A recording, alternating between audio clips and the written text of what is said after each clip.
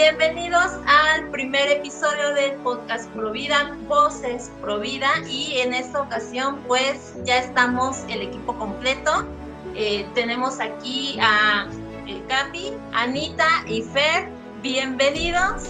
Por favor, introdúzcanse, preséntense quiénes son y por qué están aquí en este proyecto. Buenas noches, ¿qué tal? Pues bueno, me presento, yo soy Edgar Fernando, soy activista provida, pues independiente, digamos que ya llevo un tiempo haciendo esta labor porque me gusta. Yo soy terapeuta en programación neurolingüística y pues nada, estamos aquí para dar batalla porque pues hay una frase de Martin Luther King que me gusta mucho, que dice: no me desagrada ni me preocupa la maldad de las personas que son malas, sino la indiferencia de la gente que se dice buena, ¿no? Porque al no hacer nada somos parte del problema. Entonces creo que estamos haciendo una pequeña labor de alzar la voz para defender los verdaderos derechos humanos. Por eso es que considero que me gusta esta labor y estoy aquí con todo. Perfectísimo, Fer. Anita, por favor, dinos quién eres y por qué formas parte de este proyecto. Cuéntanos.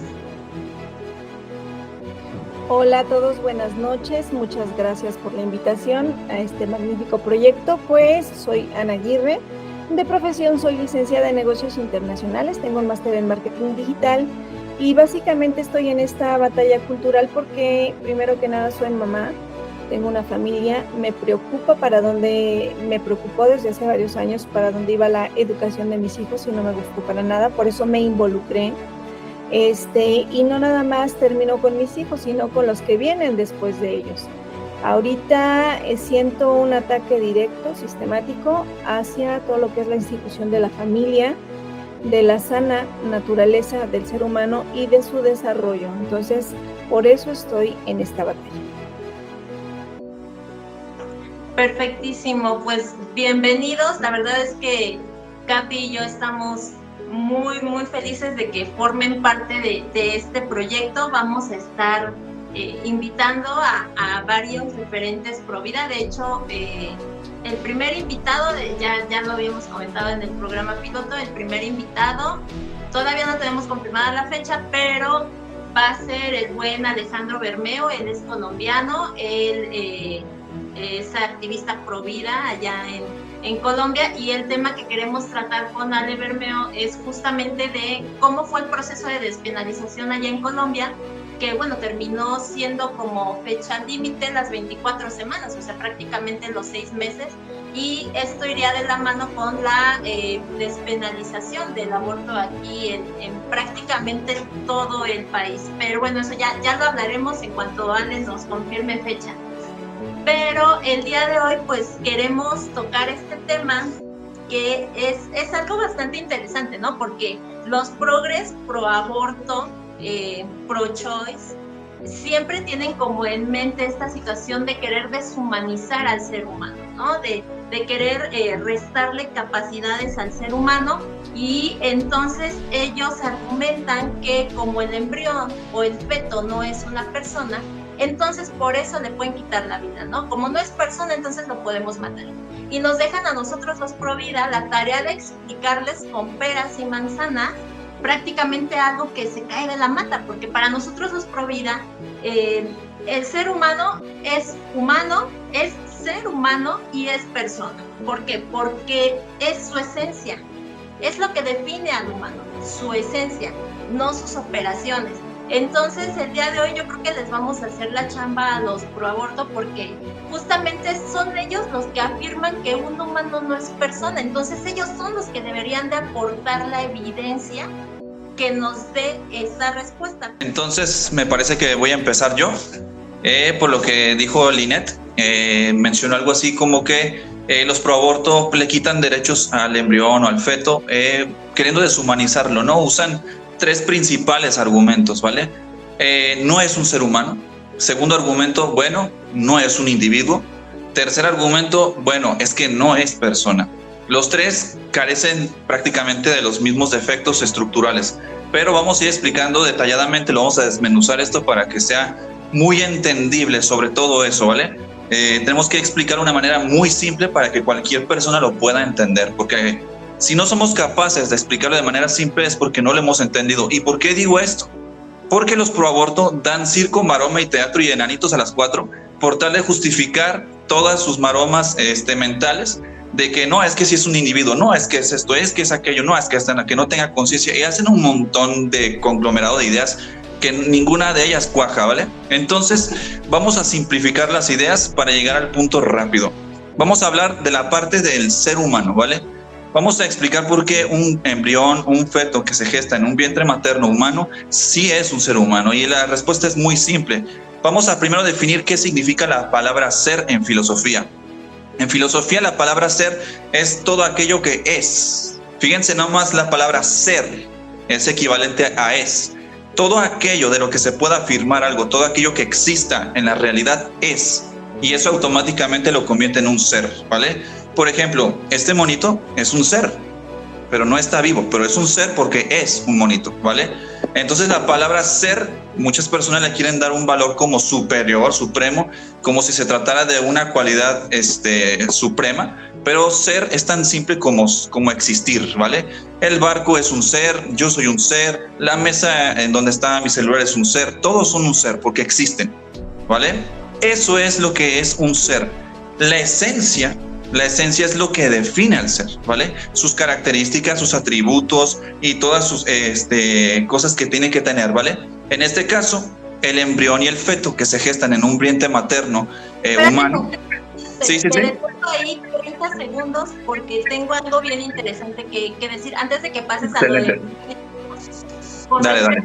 Que justamente la filosofía lo termina resumiendo como todo aquello que existe o como todo aquello que es observable. Entonces el ser no aplica únicamente al ser humano, ¿no? No. Entonces cuando los proabortos nos dan este intento de argumento de es que el ser es diferente, sí, el ser de hecho puede ser cualquier cosa. Y no aplica necesariamente al humano, al individuo de la especie humana.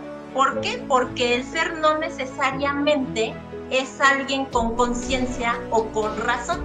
Entonces, a partir de ese momento, cuando quieren separar el ser del ser humano, ya se les cayó el teatrito porque el ser no necesariamente es un ser ni consciente ni razonable. Simplemente es algo que es, que existe y que se puede describir.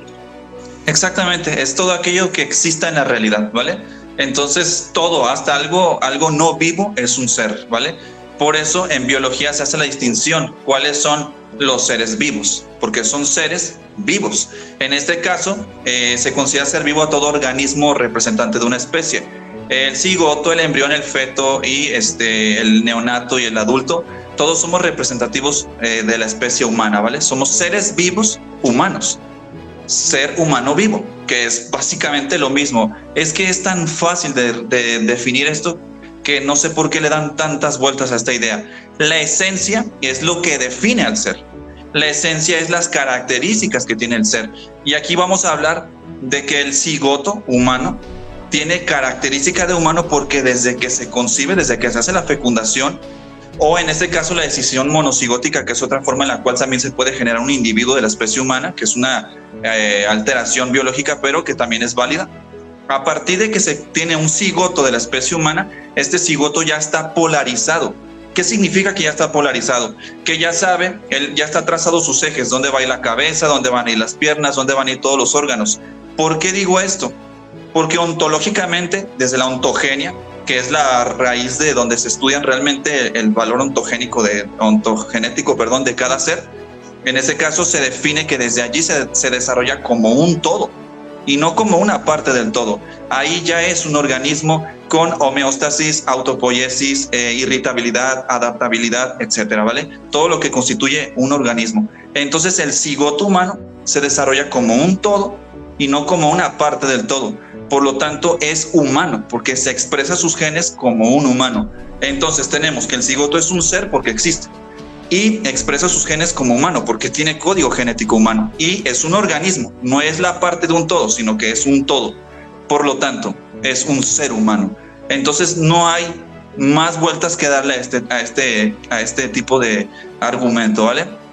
Muchas personas protestan, bueno, es un ser humano en potencia, ¿no? pero es que aquí cometen un error. Bueno, va lo mismo, ¿no?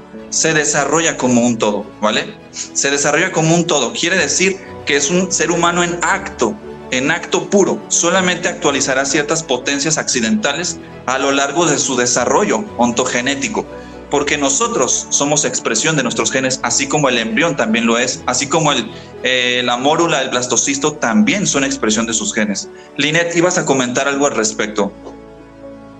Sí, justamente antes de que pases a explicar lo siguiente, con respecto a lo que decías de lo que es la naturaleza humana, ¿no? El ser y el humano.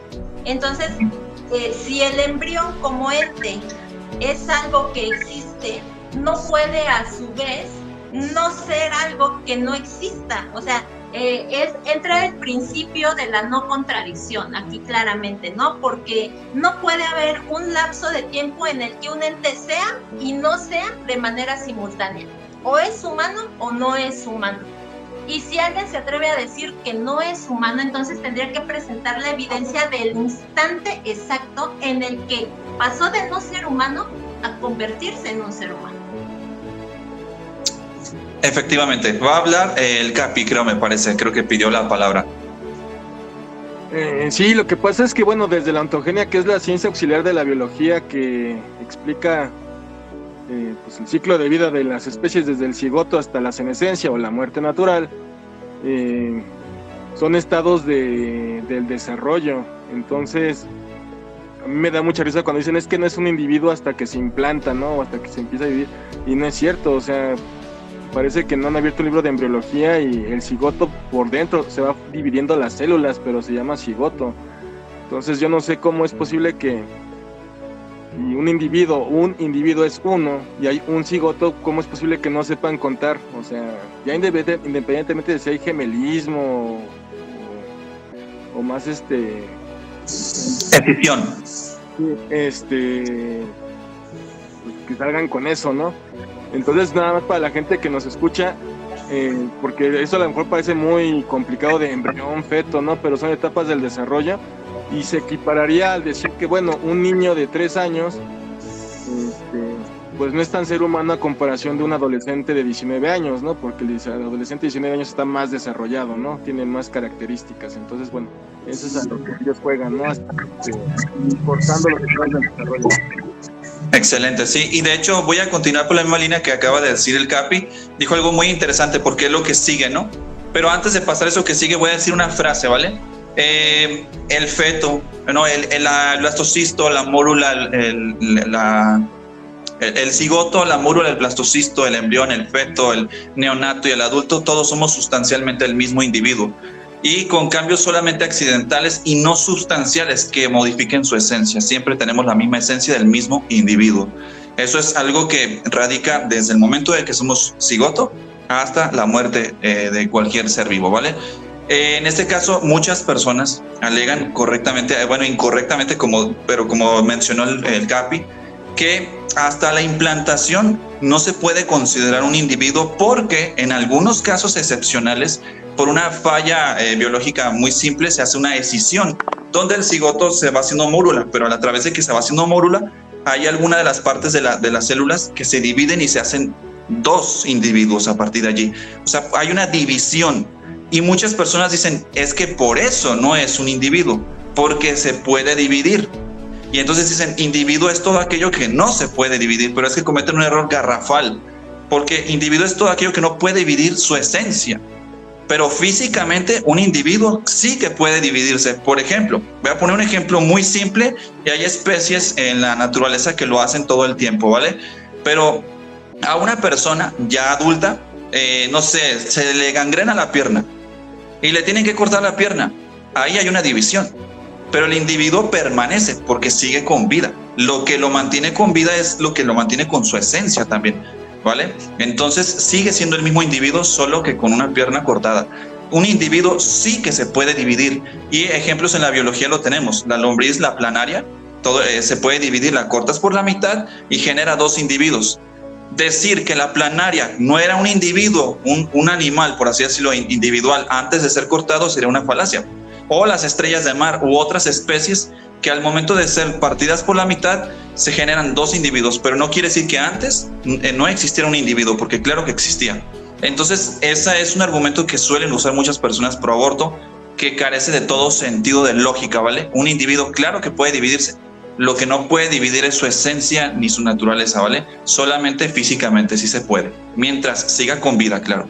Va a hablar, me parece, Ana.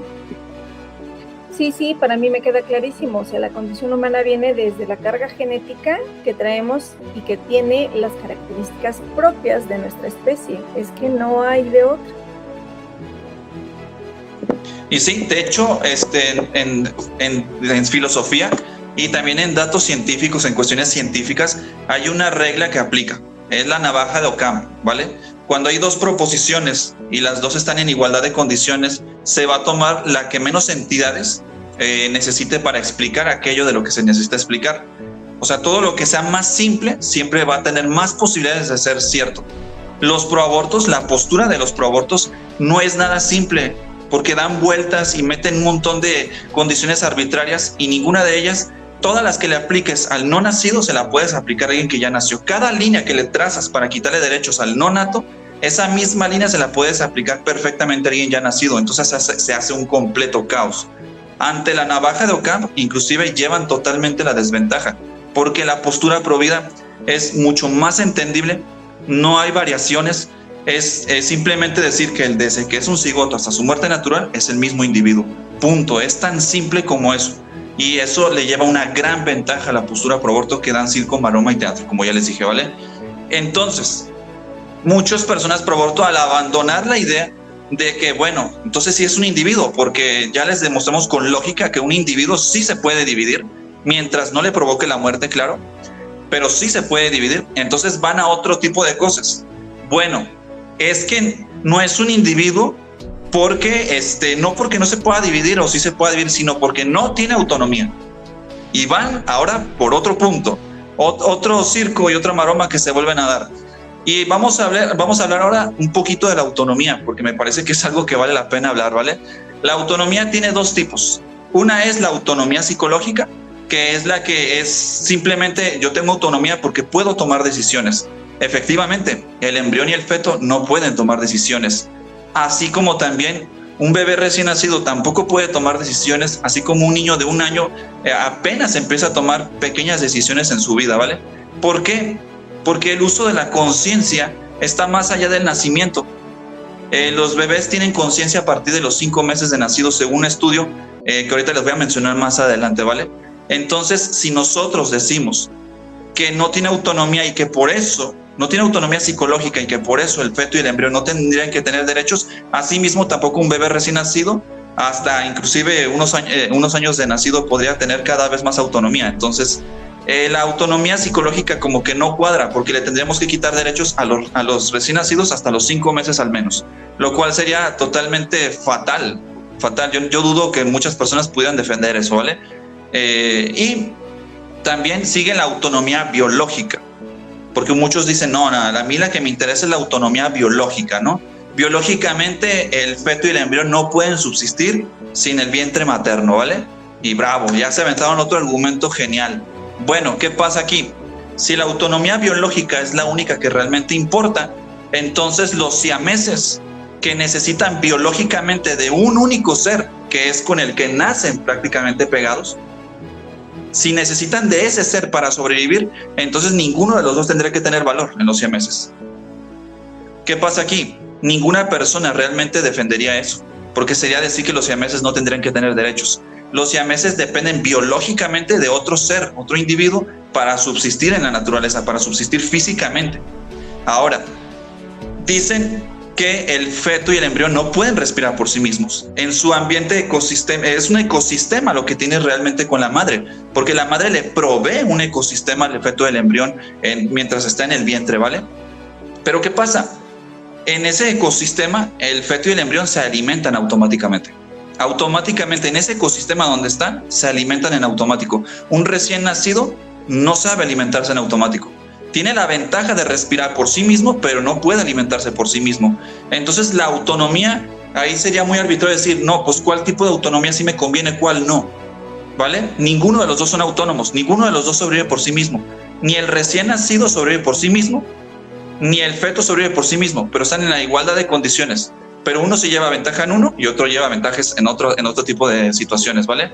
Entonces, la autonomía, antes de pasarles el turno a ustedes, se ha demostrado que tiene cierta autonomía desde el momento en que es un cigoto, porque comanda su propio desarrollo interno, busca su propio alimento porque se implanta en el útero y de hecho le pide permiso mediante hormonas y señalización a su madre para poderse implantar en el útero, y se implanta allí y obtiene los nutrientes de ese ecosistema que la madre le da. Entonces sí que tiene bastante autonomía, porque es el que toma los nutrientes que le convienen y los que no para desarrollarse. Es el embrión y el feto el que decide cuáles nutrientes pasan a través del torrente sanguíneo para él poder desarrollar todo lo que necesita en su desarrollo gestacional en este caso. No sé quién tomó la palabra primero, si el Capi o Linet, pero les dejo la palabra. Dale, Capi. No, era Linet, pero bueno, aquí hay unas preguntas, bueno, nada más, porque lo que acabas de decir es totalmente correcto. Y bueno, primero, antes que otra cosa de las autonomías, hay unos animales, y no estoy hablando de las feministas, que no tienen corazón y no tienen sistema nervioso, son las esponjas de mar, las medusas también, que no tienen, como les digo, sistema nervioso central, por tanto no tendrían conciencia porque no hay un cerebro. Sin embargo, bueno, las medusas nadan a través de la columna de agua, cazan, se alimentan. Las esponjas marinas son animales, no se mueven, están implantados en el sedimento, y pues eso no les quita el que sean, pertenezcan al reino animal. Son animales muy muy básicos, y lo increíble es que para este tipo de organismos, cuando hay un impacto ambiental, por ejemplo, un barco encalló en un arrecife de coral, las multas son millonarias. Entonces es muy tonto decir que porque es una célula o un cúmulo de células, como lo quieren manejar los pro aborto, nos digan que algo que nunca va a desarrollar, hablando en estos argumentos que ellos mismos se contradicen, esta potencialidad, o sea, le den más valor a esos animales que son inferiores al mismo ser humano, ¿no?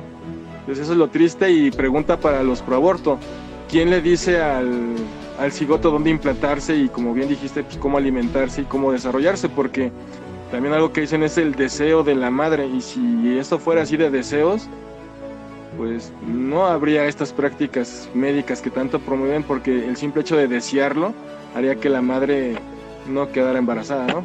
Lo dejo ahí para la reflexión. Adelante, Linet.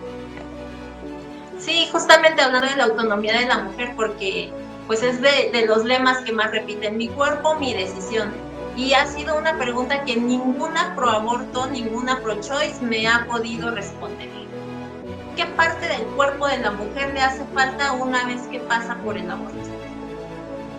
Entonces, si estamos hablando de la autonomía y del cuerpo de la mujer, yo nada más quisiera que me explicara qué parte del cuerpo de la mujer, justamente acotando a lo que comentaba Fer, ¿no? De la autonomía del cuerpo de la mujer. Yo, una de las preguntas que siempre les he hecho a las proaborto y que nunca me han podido resolver o responder es: bueno, si es tu cuerpo, tu decisión, nada más coméntame qué parte del cuerpo de la mujer le hace falta una vez que ya pasó por el aborto.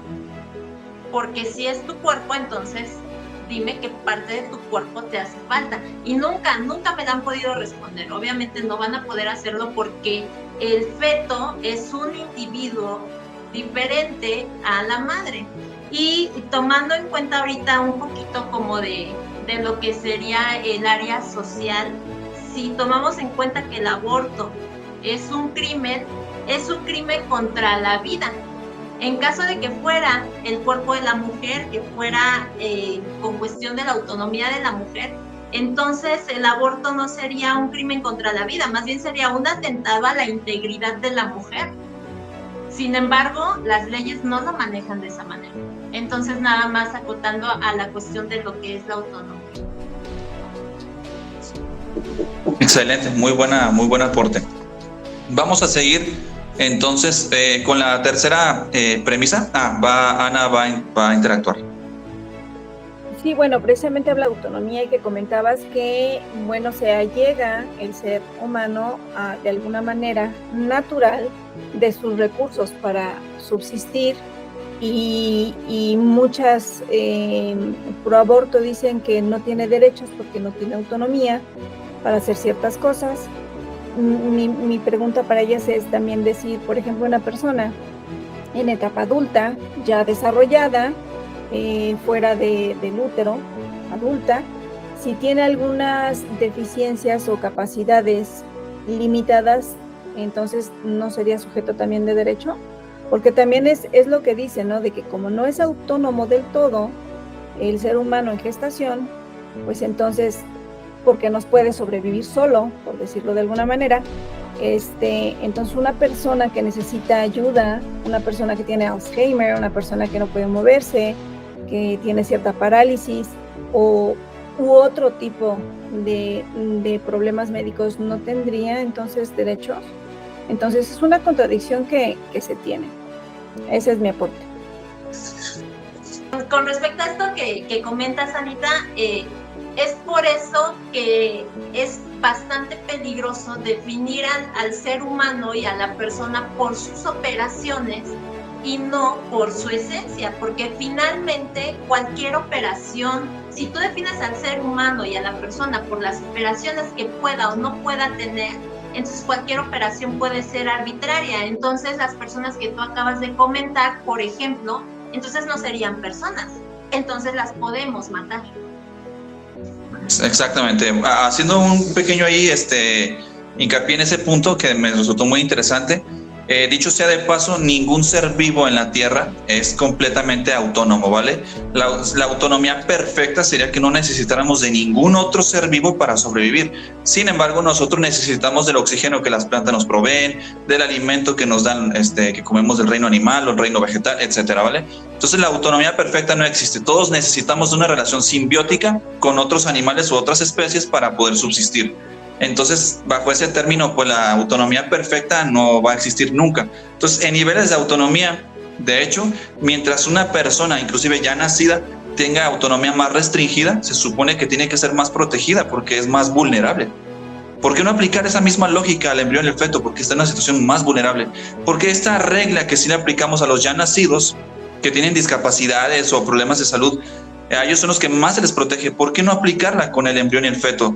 ¿Vale? Si la ética médica internacional dicta que el médico debe respetar toda vida de un ser humano, entonces se me hace totalmente arbitrario y absurdo.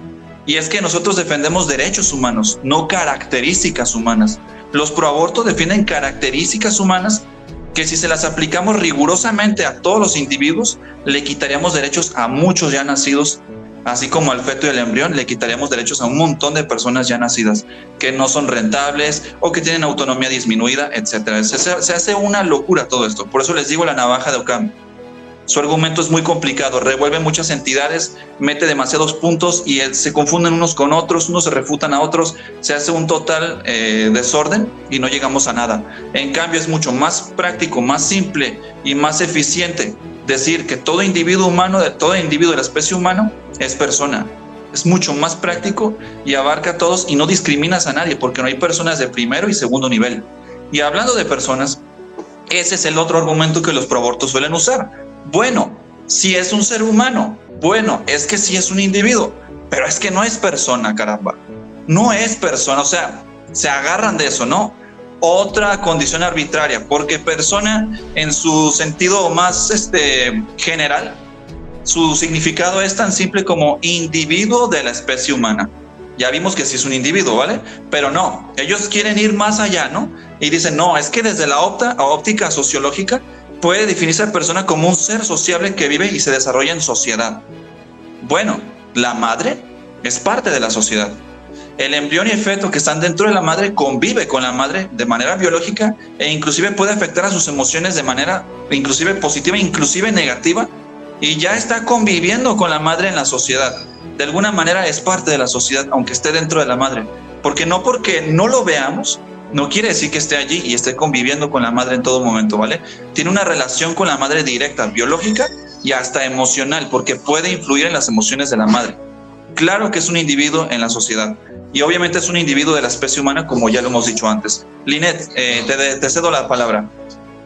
Sí, de este punto nada más una aportación rápida. Lo importante aquí es que entendamos que un humano es persona y que una persona es humana, ¿no? O sea, que no hay forma de separar esto, ¿no? Entonces, debemos de entender que el feto, si el feto no es persona, porque no tiene relaciones intersociales o no está incorporado a la sociedad, entonces el recién nacido tampoco. Entonces, entenderíamos que un documento, como en el caso de México, que es el acta de nacimiento, que es lo que te mete a la sociedad de manera activa, entonces el acta de nacimiento tendría un poder de cambiar ontológicamente al individuo. Y eso es imposible, tú no puedes cambiar ontológicamente al individuo. De hecho, la definición más objetiva de persona humana nos lo proporciona la ontología, que es la categoría de persona que viene del latín hypostasis, que es sustancia individual de naturaleza racional. Entonces, si entendemos que la persona humana es lo que se define y es lo que debe de protegerse desde el inicio de su existencia, no podemos decir que no es persona. De hecho, sí, en leyes, no sé si el Capi levantó la mano, no, ¿verdad? Ok. Bueno, en leyes, hay un principio que se llama pro homine, ¿vale? Que ante una situación, inclusive dándoles el beneficio de la duda a los pro-abortos, vamos a suponer que inclusive estuviera en duda esto, que me parece que no está en duda para nada, las leyes siempre se tienen que adaptar para dar la protección más amplia. El principio pro homine habla de que si no estás seguro de un derecho humano, si vas a vulnerar un derecho, es mejor asegurarte de ampliar los derechos humanos antes que recortarlos o restringirlos, ¿vale? Es como si vas a una guerra y estás de noche y ves que va pasando una persona por enfrente y no sabes si es de tu bando o del bando contrario. Entonces no vas a disparar por precaución, porque no vas a arriesgarte a matar a alguien de tu bando, ¿vale? Entonces en derechos humanos aplica básicamente lo mismo. Si inclusive estuviera en duda el valor ontológico del ser humano en gestación, si estuviera en duda, se tendría que proteger, porque mientras no estemos seguros, no debería de vulnerarse sus derechos. Por lo mismo el ejemplo que ya acabo de mencionar anteriormente, ¿vale? Aparte que sociedad, igual si quieres hablar tú, Linet, para no irme a otro tema, porque tiene que ver con el tema de la sociedad, pero si quieres, habla tú para dar una aportación en este punto que acabo de decir. Sí, justamente, sin desviarnos mucho del tema, tendríamos entonces que entender que el hombre es el que le da valor a las cosas y no al revés. O sea, a lo mejor retomo un poquito y sí recalco mucho esta parte de se es persona por tu naturaleza, se es humano por tu naturaleza y no al revés. Un ejemplo, el hombre no es humano porque trabaja, sino trabaja porque es humano. Entonces, ahí es cuando entendemos que el hombre se le define por su naturaleza y no por sus operaciones, y no hay forma de cambiar esa situación, es la naturaleza. Excelente, sí, muy buen aporte, ¿no? O sea, todo individuo de la especie humana es persona, eso es tan claro, ¿no? O sea, no se pueden separar, ¿vale? Muchas personas pro aborto dicen, bueno, es que no es persona porque no tiene conciencia de sí mismo. Ahora van por otra maroma, ¿no? Ahora van hacia el otro punto. Es que no tiene conciencia. Ya pasaron por la autonomía y fracasó. Ahora van por el lado de la conciencia. Ya más o menos expliqué hace ratito que el tema de la conciencia es muy complejo. Primero, definir lo que es un ser humano consciente es bastante complejo, pero para eso hay estudios científicos, ¿vale? Si nosotros le aplicamos la regla de que efectivamente el embrión y feto no son conscientes como una persona adulta, pues claro que hay una diferencia ahí muy grande en cuanto a niveles de raciocinio, ¿no? Pero según estudios científicos, inclusive les voy a leer el título de este estudio científico que se llama Un marcador neural de la conciencia perceptiva en los bebés, de Sid Goodyear, ¿vale? Está en la revista Science, en la página Science. Muestra a partir de cuándo se puede considerar que hay una respuesta cortical no lineal en nonatos, en este caso recién nacidos, hasta de los 5 hasta los 12 meses, ¿vale? A partir de los 5 meses es donde empieza a haber una respuesta muy débil después de 900 milisegundos. Quiere decir que a partir de allí se puede demostrar que hay una posible conciencia, porque antes de esa fecha, antes de la edad de la edad de nacimiento de 5 meses, no hay respuesta cortical no lineal tardía. Quiere decir que hasta ese tiempo no hay conciencia como tal. Si nosotros definimos que solamente es persona todo aquel ser humano o individuo de la especie humana que tenga conciencia, entonces un bebé de 4 meses no sería persona, se le podría matar, lo cual sería fatal, ¿vale? Y nuevamente caemos en seres humanos y personas de primero o segundo nivel, y lo cual es discriminación. Y siempre en la historia de la humanidad, siempre que se hizo esa línea de personas de primero y segundo nivel, siempre pasaron cosas muy horribles, ¿no? Como en el...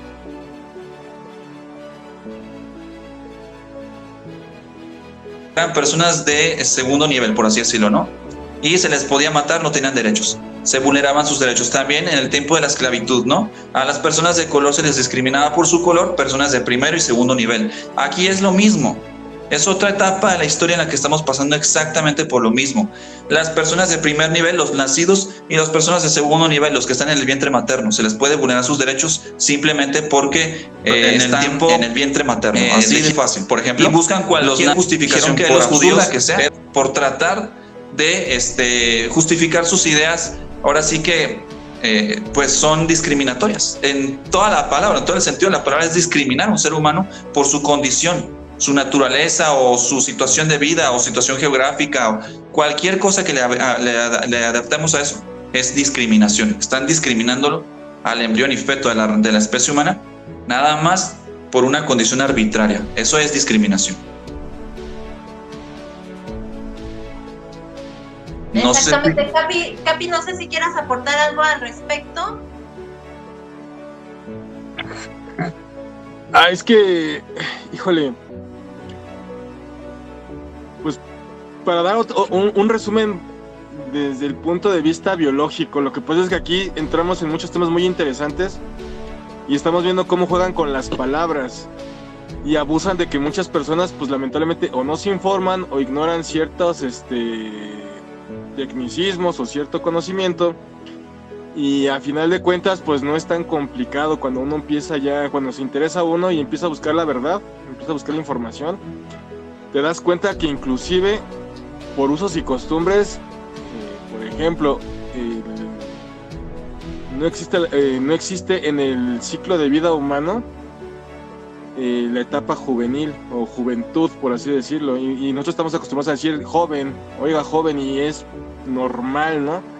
Entonces muchos, cuando uno dice bebé al embrión o el feto, que obviamente están dentro del cuerpo de la madre, se espantan, y es precisamente esta campaña de deshumanizar para ellos poder cumplir con sus objetivos.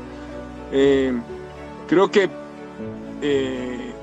aquí es donde precisamente la biología y la filosofía se unen, porque no se contraponen. Cuando tú conoces el ciclo de vida del ser humano, que empieza desde el cigoto hasta la muerte natural, te das cuenta que hay una etapa prenatal, que sí es cierto. O sea, aquí lo interesante es, antes, muchos años antes de que se descubriera la genética, o sea, estamos hablando desde tiempos en que el ser humano no se explicaba cómo es que se reproducía, o simplemente cómo se desarrollaba esta nueva vida, pero sabían que era una nueva vida, sabían que la mujer estaba embarazada, y obviamente se contabilizaba a partir del nacimiento, cuando bueno, ya nació, porque obviamente abortos espontáneos ha habido todo lo que ellos siempre quieren manejar y dramatizar con las estadísticas engañosas que manejan. Pues todo eso ya pasaba, por eso es que desde el nacimiento se contabilizaba como que aquí inicia la vida, pero es chistoso que ahora, con todo este conocimiento que tenemos, quieran regresar a esa etapa del oscurantismo.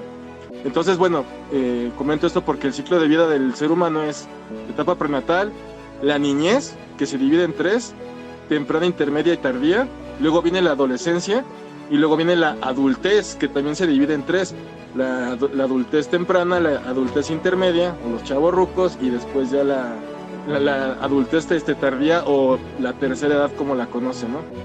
Entonces, habría que condenar a esos que dicen joven, ¿no? Porque no existe la palabra, o sea, no existe joven. Y otra cosa que también, un poco también esto es a manera de cotorreo, pero sabemos que hubo una canción que hizo bien famosa de Mi Bebito Fiu Fiu, y el que le decían a mi bebito fiu pues no era para nada, no correspondía con la edad, ¿no?, de un bebé. Entonces, esto es para que la gente vaya tomando conciencia de que las palabras sí tienen un impacto y por eso las quieren cambiar, por eso las quieren tergiversar. Y obviamente pues no hay que dejarnos, porque ellos quieren imponer su semántica y es una semántica muy perversa. Ok, creo que Linet pidió la palabra antes que yo. Si quieres, dale tú primero. Sí, Fer, gracias. Justamente yo ahorita, con respecto a la cuestión del uso de las palabras, se me hace bien interesante cómo esta gente pro aborto se quieren ver muy intelectuales y decir, no, es que no ocupes la palabra bebé, es que no es un bebé, es que es un feto, ¿no? Y entonces justamente llegan a estos absurdos de contradecirse, es que no es humano, es que no es persona, es que no es ser humano, es que son diferentes y dan tanta marometa para deshumanizar al ser humano y finalmente concluir que le pueden quitar la vida. Por eso es que los proabortos se apegan mucho, hablando de cuestiones sociales, se apegan mucho al derecho positivo.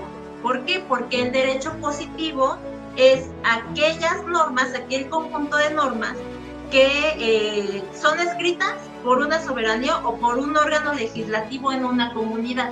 Entonces, si las leyes de un país, hablando de derecho positivo, dicen que el aborto es legal, entonces las proaborto dicen que es ley y que es bueno y que pueden hacerlo. Pero ahí es en donde entra nuestra tarea como providas, de apegarnos a los derechos naturales. ¿Por qué? Porque los derechos naturales se centran en la ética y ellos están fundamentados en la naturaleza humana. ¿Y qué es la vida sino aquello que es propio del ser humano? Por tanto, el derecho lo que debe de hacer es proteger aquello que es propio del humano, que es la vida. Así es. Sería la dignidad que viene, la dignidad inherente que viene de los derechos naturales. Así es, pues creo que la parte de las palabras, del uso de las palabras quedó ya más o menos claro. Nada más voy a dar una breve conclusión de ese tema de las palabras. Por ejemplo, decir el joven, si usáramos la misma terquedad de las personas pro aborto, diríamos, ¿por qué le dices joven? No es joven, es adulto, ¿no? Pero nadie se enoja porque le digamos joven a un adulto, ¿no? Entonces no pasa absolutamente nada. Pero dices bebé al feto o al embrión y se enloquecen, porque estrictamente nadie es un bebé. El bebé puede ser mi carro. Yo le puedo decir a mi carro mi bebé. Le puedo decir a mi pareja bebé, o sea, a mi novia le puedo decir hola bebé, o a tu pareja le puedes decir así, ¿no? Entonces, estrictamente bebé, nadie es un bebé. De hecho, en la RAE no prescribe el significado de las palabras, sino que describe el uso de las palabras. Entonces, un doctor, cuando está haciéndole un eco a una mujer embarazada y le dice, mire, su bebé va creciendo bien, no le va a decir, oye, su embrión, su feto o su cúmulo de células. O sea, el uso de la palabra bebé está perfectamente en armonía con lo que es un embrión y un feto, ¿vale? Porque se suele usar en ese tipo de situaciones, ¿vale? No se usa embrión y feto porque sonaría muy grotesco, ¿vale? El mismo ejemplo del joven, ¿no? Si nos ponemos estrictos, nadie es estrictamente un joven, sino adulto, ¿no? Y ese ejemplo que nos dio el Capín es excelente, ¿no? Entonces me parece que también tratan de meterse mucho en la psicología de las personas diciendo, no es un bebé. Oye, tranquilo viejo, estamos aquí tranquilos, ¿no? O sea, no nos pongamos en ese tema porque es de contexto sociocultural la palabra bebé, ¿no? No es médico, no es científico. Si nos vamos al aspecto científico, entonces nosotros no somos seres humanos, somos Homo sapiens sapiens, ¿no? Entonces sería absurdo decir que no, yo soy un ser humano. No eres ser humano, porque eso es el aspecto filosófico y no sé, social, perdón. Entonces, nadie sería un ser humano, ¿no? Seríamos más bien Homo sapiens sapiens. Entonces, no nos podemos poner tan estrictos que todo es científico, porque hay muchas palabras que tienen origen social, ¿vale? Eso es más que nada. Sí, justamente de eso que comentas, Fer, fíjate que Capi tiene, siempre me gusta citar eso que Capi dice, a ver, es que tú no vas a a la recaudería a pedir, ¿cómo es? ¿La manzana, Capi? ¿Su nombre científico? Malus pumila. Siempre se me olvida. O sea, tú no vas a la recaudería a pedir 1 kilo de malus, ¿no? O sea, la realidad es que no hablamos de esa forma. Entonces, a mí me da mucha risa cuando los providas, los proaborto, los pro-choice se quieren ver muy intelectuales y decir, no, es que te tienes que expresar claramente, es que no es un embrión, no, perdón, no es un bebé, es un embrión, es un feto, es un cúmulo de células, o sea, expresa tal cual. Sí, pero volvemos al punto del inicio.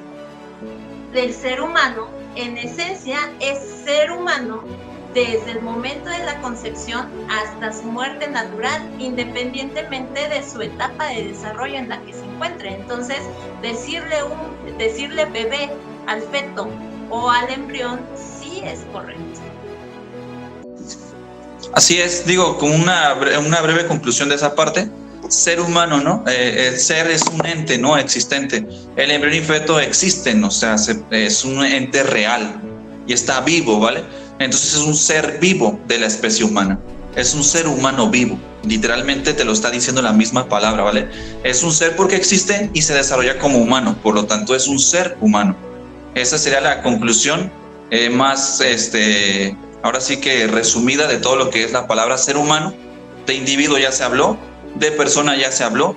Y a partir de que eres un ser humano, también eres un individuo y también eres persona. No se pueden separar esas tres cosas, ¿vale? Aunque son diferentes descripciones del mismo individuo, pero nunca se pueden separar, ¿vale? Un individuo de la especie humana es un ser humano y es persona a la vez, ¿vale? Para que quede bien claro ese punto, no podemos separar esas tres y decir que tienen características diferentes y que uno sí puede ser un individuo, pero un ser humano, pero no persona, o sea, es lo mismo que hacen las personas pro aborto, divagar, no llegan a nada, les falta practicidad y este argumento tiene que ser así.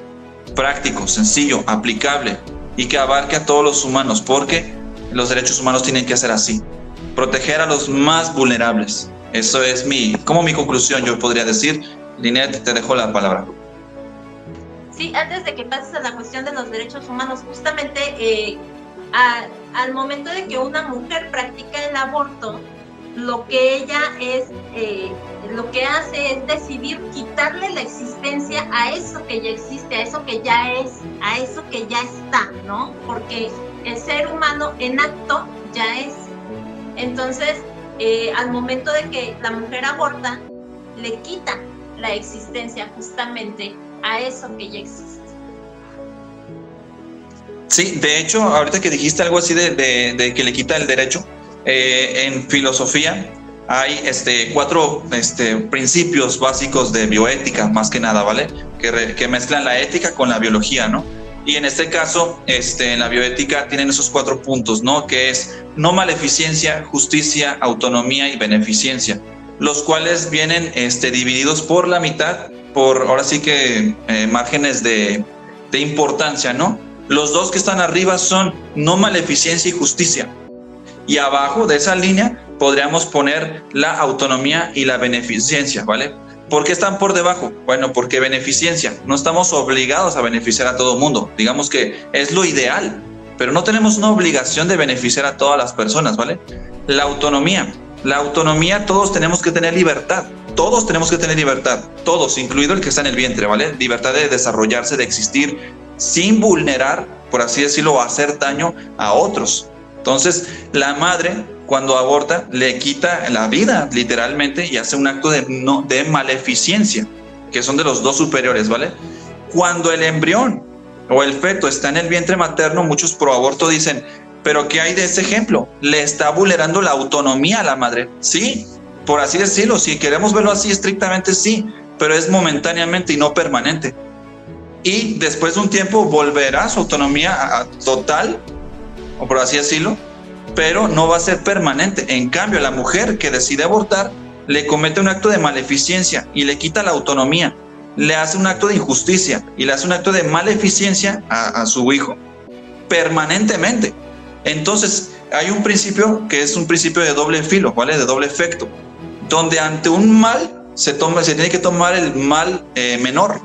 El mal menor es que la autonomía en todo caso de la madre fuera vulnerada temporalmente, y no que la autonomía del embrión y feto del hijo por nacer sea violentada totalmente, de manera permanente, y su vida también de manera permanente, y se le cometa un acto de injusticia que es superior en grados de importancia, ¿vale?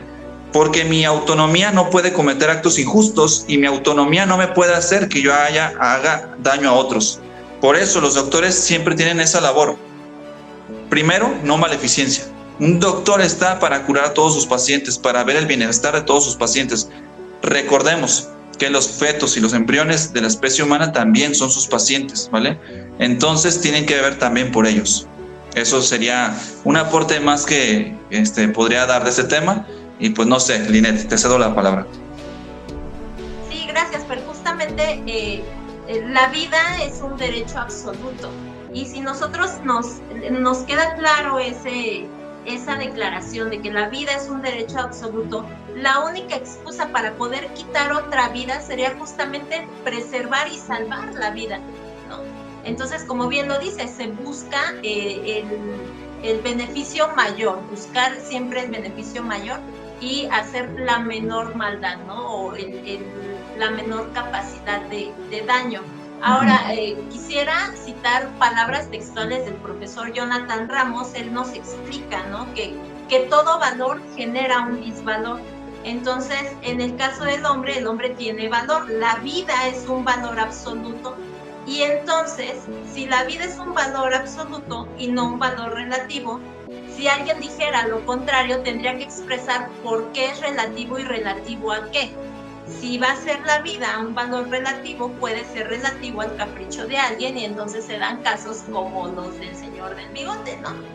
Sin embargo, si entendemos que la vida es un valor, entonces el aborto es un disvalor, y si el aborto es un disvalor, no puede llamarse derecho, porque debemos de entender que el contenido material del derecho es la dignidad humana. Entonces, si las proaborto en algún momento quieren decir, es que es mi derecho, es que tengo derecho a abortar, no, el aborto es un disvalor, por tanto no puede ser un derecho, por tanto quita la dignidad humana, porque le quitas la vida, le quitas eso que el humano ya tiene y que tiene derecho a continuar conservando.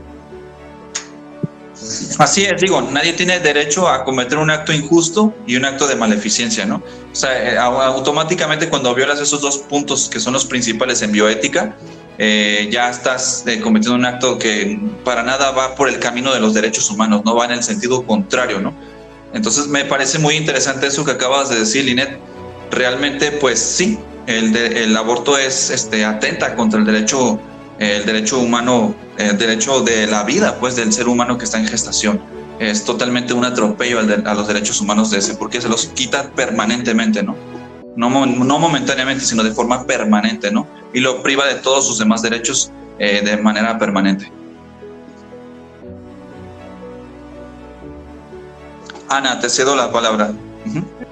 Pues yo quiero comentar que precisamente por eso es importante este tipo de conversatorios, y es importante de que la gente que está entrando a esta lucha que es pro vida, a esta batalla cultural, difunda, porque precisamente con mentiras se les lleva a las mujeres, sobre todo jóvenes, o a las mujeres que no tienen mucha educación, cultura o academia, se les orilla con mentiras a tomar como derecho el que ellas puedan cometer un acto como el que comentaba Fer, ¿no?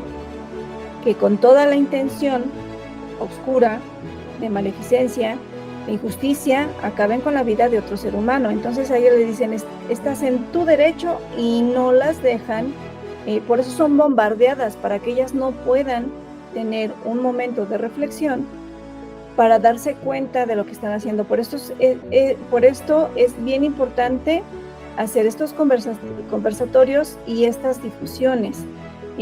Aprovecho la ocasión para invitar a las personas que están dando la batalla cultural o que se dicen pro vida, pues de que nos apoyen, precisamente metiéndose en esta lucha, no precisamente a debatir, no precisamente a lo mejor en conversatorios, pero sí a difundir, a platicarlo, a traerlo a la mesa de diálogo dentro de sus familias y de sus círculos sociales, porque es muy importante que se le haga consciente a las personas que sobre todo están como en la línea o que son las víctimas de esta ideología, de que están vulnerándose derechos. Es bien importante hacerles conscientes al respecto. Eso era lo que quería comentar.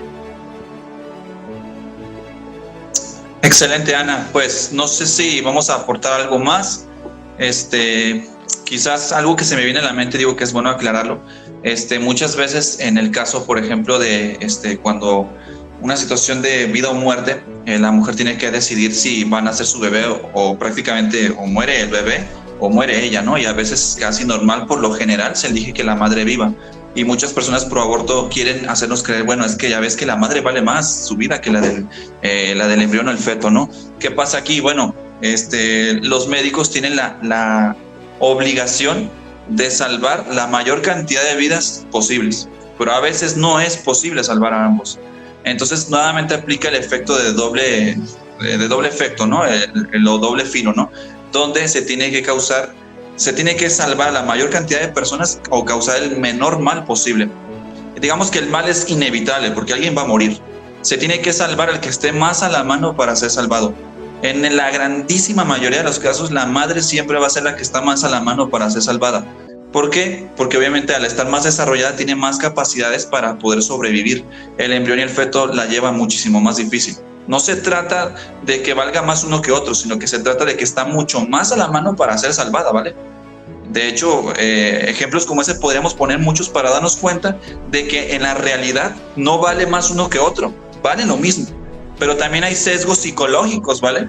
Al esposo le preguntan, oye, no sé, ella está suponiendo inconsciente, ¿a quién salvamos? ¿Al hijo o a la madre? Y va a escoger a ella probablemente por un sesgo psicológico de que lo que conoces vas a tratar de defenderlo más que lo que no conoces. Va a tener una relación más grande con su esposa que con su hijo, ¿no?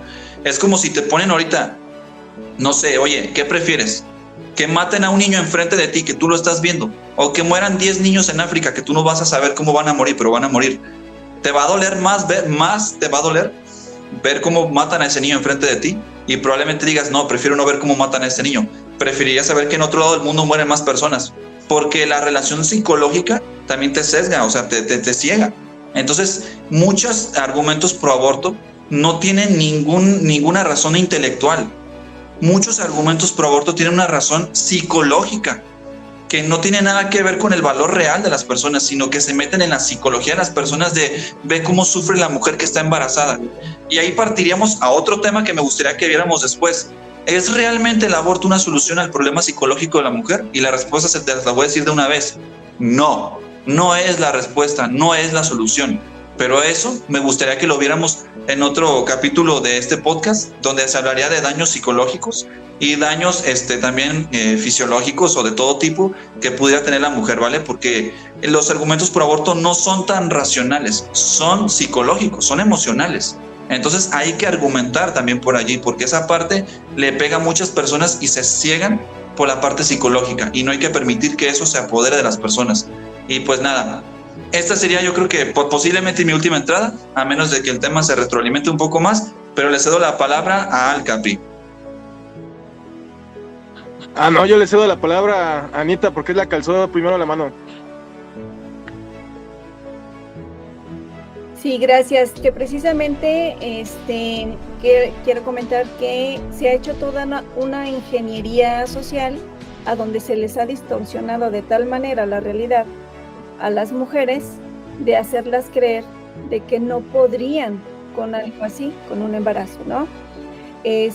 Porque, digo, si a Línea a mí nos preguntas como madres en una sana naturaleza, nos dicen, o tu hijo o tú, en nuestra naturaleza sana, evolutiva, es él, o sea, él o ella, nuestro hijo primero, ¿no? Pero como dices, ¿no? Se les maneja de una manera a donde se les ha distorsionado la realidad, y hemos llegado al punto donde las mismas mujeres que tienen la naturaleza de ser las dadoras de vida o ser el portal por el cual llegan nuevos seres a este mundo, están aterradas de algo que es de su propia naturaleza.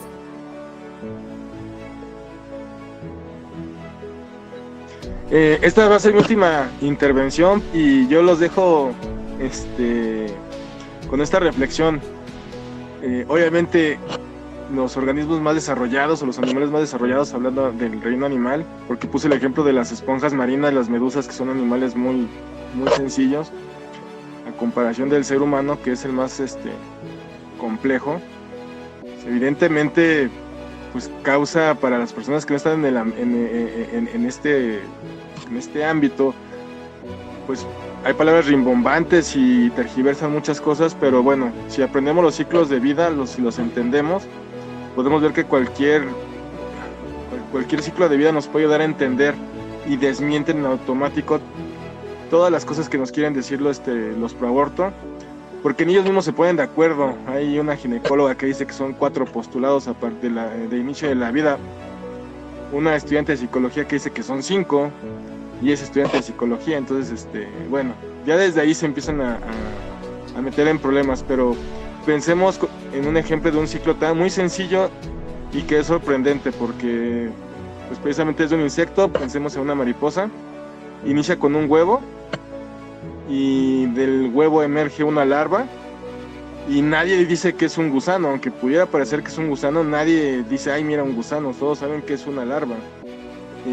Y esa larva se convierte en una pupa o capullo, y sin embargo pues muchas veces parecen ejotes, ¿no? Entonces, o una rama, o sea, y nadie dice, ay, mira, encontramos este animal se convirtió en una hierba, ¿no? Una planta. Y de ahí surge el adulto, que es la mariposa, ¿no? Entonces, desde el inicio hasta el final, pues sigue siendo un individuo, sigue siendo una mariposa, lo que decía Fer del ser, y nadie pone en duda eso. Entonces, yo no sé por qué aquí mucha gente se ha dejado convencer por estos discursos de los proaborto, de que es un pseudohumano, es que no es humano y demás sandeces, cuando pues si sabemos bien claramente el ciclo de vida humano o de cualquier otra especie, podemos darnos cuenta que nos mienten, y por tanto ya no haríamos más eco ni replicaríamos estos argumentos que ellos mismos están poniendo. Pues yo cedo la palabra y muchísimas gracias por permitirme estar aquí con ustedes. Dale, Linet, si quieres primero tú y quizás yo dé mi última entrada. Sí, justamente ya nada más para dar mi última participación con respecto a lo que decía Anita y lo que dice el Capi, es que la idea es deshumanizar, ¿no? O sea, por eso se complican tanto. La idea es deshumanizar y buscan infinidad de razones para no sentirse tan mal con el hecho de quitarle la vida a otro ser humano. Entonces, yo nada más, ahora sí como ya cerrando, resumir, nosotros no somos los que estamos separando el ser del humano de la persona. En esencia, el individuo de la especie humana, un nuevo individuo de la especie humana, inicia desde el momento de la concepción hasta la muerte natural y sigue siendo el mismo individuo durante todas sus etapas de desarrollo. Entonces, es importante que nosotros entendamos esa situación para que no demos maromas como nuestros amigos de pañuelo verde, ¿no? Para nosotros, el ser, el humano y la persona son exactamente lo mismo, porque su naturaleza es lo que lo define, su esencia es lo que lo define, y no necesitamos buscar motivos para ver si su vida vale más o si su vida vale menos. Excelente, sí, o sea, sin discriminar, ¿no? Todo ser humano tiene el mismo valor. Y bueno, mientras se sigan discutiendo este tipo de cosas, no podemos avanzar en el debate, ¿no? Ojalá que algún día las personas del pañuelo verde, puedan reconocer esto, ¿no? Bueno, sí, ya es persona, es un ser humano y es un individuo, ok, lo aceptamos. Pero la autonomía de la madre puede decidir qué pasar con su hijo, ¿no? Porque depende de ella. Esa ya sería la segunda parte del debate, ¿no? Donde se vería ahora sí nuevamente esta parte de la bioética, ¿no? Si la autonomía puede realmente hacer un acto de maleficencia, que ya medio se explicó. Pero hay algunos argumentos por ahí muy interesantes que se deberían de analizar en un siguiente capítulo, como el argumento del violinista, que ahorita no se los voy a comentar, pero es un argumento interesante que vale la pena analizarse a profundidad. pero me parece que la parte de que si tienen el mismo valor que nosotros los ya nacidos, creo que está clarísimo que sí, porque no sé, embrión, feto, recién nacido, adulto, bueno, no sé exactamente las etapas, pero somos sustancialmente el mismo individuo, sin cambios en su sustancia ni su esencia. Somos el mismo individuo, por lo tanto, el mismo valor para todos. Y esa es pues mi conclusión. Yo creo que pues sería todo por el día de hoy, y pues me dio mucho gusto estar con ustedes. La verdad es que fue un espacio muy rico en información, una plática muy amena y muy profunda y muy interesante. Sí, hoy tocó filosofar un ratito, ¿no? Así es, pura filosofía el día de hoy. Y lógica también, ¿no? Entonces, pues nada, pues yo me despido aquí, que tengan una excelente noche, y pues nos vemos en el próximo capítulo, que no sé de qué va a ser, pero yo creo que vienen capítulos muy interesantes. Fue un gusto estar con ustedes. Excelente noche de todos. Igual, y si me lo permiten, realizar el cierre, porque para ya terminar la grabación. Justamente ya tenemos el último capítulo, el tema de Anita, que ahora sí va a ser Anita ahí la que nos nutra mucho, va a ser qué pasa con las personas trans, qué hay atrás, qué tiene todo este movimiento de la gente trans. ¿Es un movimiento, son un lobby, es una enfermedad, es una disforia, qué es todo esto que tiene que ver con incluso las infancias, ¿no? Que hoy en día nos quieren meter las infancias trans? Entonces, justamente ese va a ser el tema del siguiente podcast, nuestro episodio número 2. El episodio número 1, como bien lo dice Esper, fue un episodio bastante nutritivo, nos tocó filosofar un ratito. Capi, no sé si tengas algo más que aportar. Anita, ¿algo más que aportar? Pues nada, muchas gracias por la invitación y estamos aquí. Invitar a las personas que quieran escuchar este mensaje, como dicen, conócete a ti, conocerás al mundo, que indaguen sobre estos temas, que se den cuenta de que en realidad hay una ideología detrás que tiene intereses muy mezquinos para promover este tipo de agendas, y que conozcan de qué se rodean. Nosotros como seres humanos tenemos una capacidad increíble de ser la mejor versión de nosotros mismos, y esa capacidad en este punto de la historia está siendo saboteada y están atentando contra nuestro sano desarrollo y nuestra plenitud como seres humanos. Nada, busquen la verdad los hará libres. Sé que suena choteado, pero pues viven esclavos de un sistema.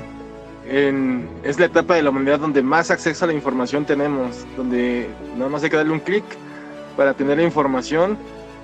Y no vean el primer TikTok, no se queden con eso, busquen más fuentes, aunque sea Wikipedia, lean, sobre todo lean, porque luego no se dan cuenta que hay plataformas que están programadas para precisamente llevar un discurso, llevar cierta información, esos sesgos. Y dense la oportunidad. Si van a ser proabortos, pues bueno, sean de esos que saben por qué son, y no que tristemente, como bien dijo Fer, y veremos en un próximo capítulo, son proabortos y cuando topan con la realidad se dan cuenta que les mintieron, y eso es peor. Que tengan excelente día y pues nos seguimos aquí viendo. Pues muchísimas gracias por su tiempo, los esperamos en el siguiente episodio. Cuídense, sale, bye. Adiós.